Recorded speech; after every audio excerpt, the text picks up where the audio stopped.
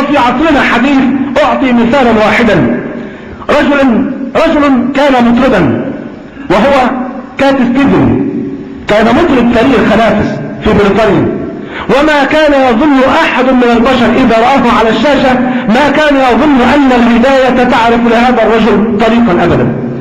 كان النساء يصرخن إذا رأينا، وكانت المرأة إذا رأت مثل هذا الرجل كاد أن يجن عقلها من شدة جمال وبهاء وجمال صوت هذا الرجل، ولا حول ولا قوة إلا بالله. وعلى من ذلك تأتيه منحة ربانية يقذفها الله عز وجل في قلبه فيسلم لله جل وعلا، وبعدما أسلم وإذا به ينتفض انتفاضة عظيمة ويبني 50 مسجدا لله عز وجل في شتى بقاع الأرض، بل ويبني لنفسه مسجدا في إنجلترا ويمكث فيه ويدعو الناس إلى الله عز وجل ويسلم على يديه آلاف البشر.